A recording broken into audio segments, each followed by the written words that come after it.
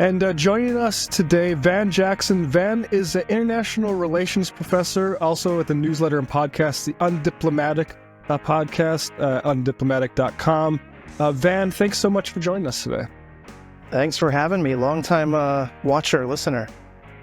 I'm a big fan of yours. There's a few episodes. I think the episode with a guy named Chris Schell I listened to of Undiplomatic maybe a year and a half ago, thinking like, oh, I think this might not go well for the Democrats writing some of these different foreign policy issues that they are trying to split the difference on. So really great. I can't recommend both the Substack and the YouTube page enough. Any more intro you want to give to folks for you, Van? I mean, I'm an international relations scholar. I have a book that just came out with Mike Brennis called The Rivalry Peril. And then in addition to the Undiplomatic podcast on -diplomatic.com, I have the pleasure to co-host a podcast called Bang Bang, which is a show about war movies with an anti-imperialist twist. So my co-host and I are both anti-imperialists, but we're also both military veterans. So we have the kind of street cred to speak to that constituency, but with an anti-war message that, like, you know, take the profits out of war. The oligarchs are soaking you. Like, this is workers fighting against workers, et cetera, et cetera. But with cultural objects like Zero Dark 30 and Full Metal Jacket and that kind of thing. So, yeah, that's nice. Me. Here is the book here, just for folks, and that will be. So, Van, I mean, let's start with the military. Some of Trump's cuts and firing of all sort of government employees that have sort of probationary status, which can include people who have just recently gotten promotions, appears to be extending to the Pentagon. What is your sort of assessment and reaction to this? Yeah, I mean, well, what would it look like if, you know, white nationalists took over the national security state?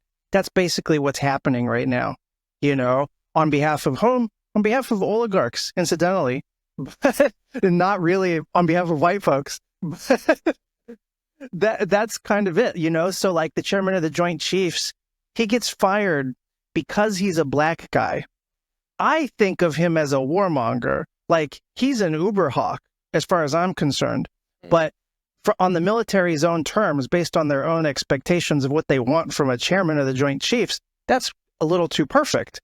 But he gets fired because he happens to be a black guy, you know? And it's like that all the way down. The judge advocates general, the top lawyers of the military services, also gone. There's a staff of like over 1,000 people that were like me at one time. I served in the Obama administration's Pentagon. And like, there's civilians who are basically policy advisors. They go to like SAIS and Georgetown Graduate School, Kennedy School, and that kind of shit.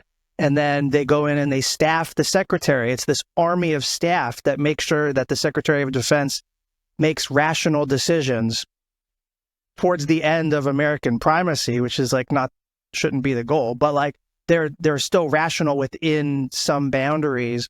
And that whole staff is being gutted. So like effectively what's happening is the reshaping of the military instrument so that militarized violence can be wielded without accountability. And the way that they're doing that is by lodging an attack against DEI and wokeness and climate change and shit. But that's mystification. Like, what's really going on is they don't want accountability for the tool of violence, you know? Well, I mean, you know, when it comes to these cuts, it's been interesting sort of seeing the reaction and then seeing some of like the earlier details, right? Like, I mean, could you talk about like the scope of these? Because, you know, there's all these things that have been sort of picked out that, oh, there'll be no cuts. Actually, there's going to be expansions, you know, of those kind of budgets, right? Yeah.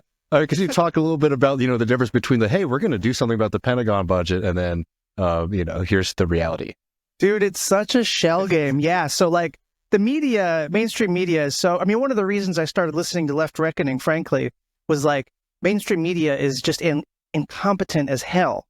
And they work for not normal people interests, which is part of like why they continue to be incompetent. And that matters in this case because like, once again, they were reporting incorrectly. So they were reporting based literally on like the good faith words of Trump administration people that like, oh, we're going to cut the budget because Trump has some fantasy of a 50% budget cut with Russia and China together.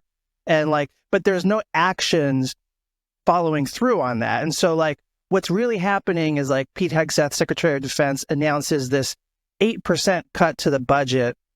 And then they're going to do that again and again, year on year on year.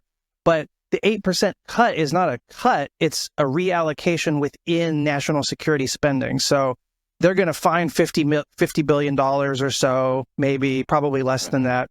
But then it's going to get reallocated toward other stuff. So paying off mercenaries to go raid Latin America.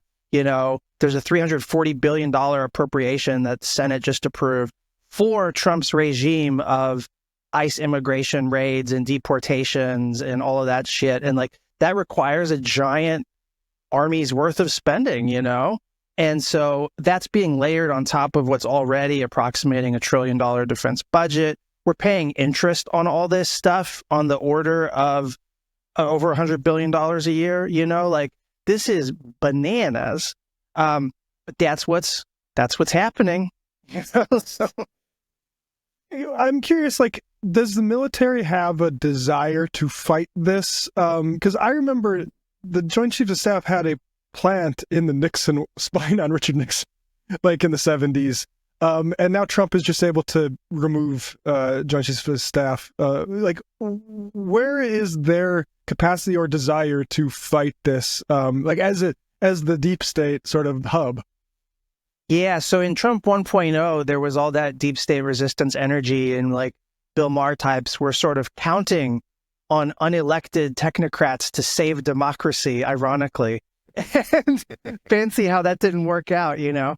But basically, that energy has dissipated in a cloud of fear because that upper middle class professional cadre, which is very large, of civil servants, most of whom have very good intentions, like they've thought of themselves as basically like untouchable. The realities of American politics don't really affect them. You know, they have if they end up being servants to the capitalist class, so what? You know, I mean, they're focused on America's power position in the world, and they think they're drunk on American exceptionalism and all this stuff. Well, they're not in that insulated bubble anymore. They're vulnerable to attack just like other workers, right? And so like now they're the canary in the coal mine for everybody else, because it's like with what Eric Blanc, you know, was talking about. You know, you go after the federal workers and you succeed. Nobody, you know, Starbucks workers ain't got a chance. And so that's really tough. And that's the situation we're in right now. So like in that environment, federal workers who are used to serving, they're not used to civil disobedience. They have no political consciousness outside of like serving power, literally. Suddenly power's coming after them. So what are they going to do? You know, I'm hoping that they can coordinate sick outs and withdraw their labor from the system. And like, you know, the other dictatorships people have had to deal with these kinds of problems before, but we're just not used to it in technocratic class in America.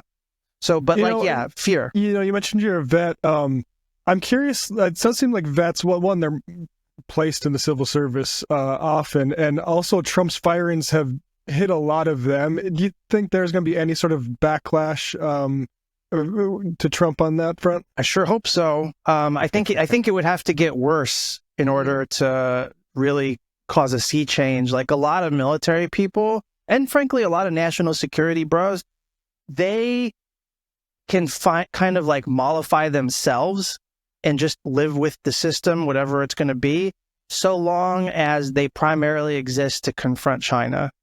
Like as long as they can sort of focus on a foreign big bad, which in our horizon is China, then they can feel justified, because it's like, well, Trump is doing all these terrible things, but we're still confronting the great evil of our century or whatever, you know? So if they can find their place within American militarism, in essence, which is justified on the back of the China threat, then they're probably likely to just kind of go along and not resist too much.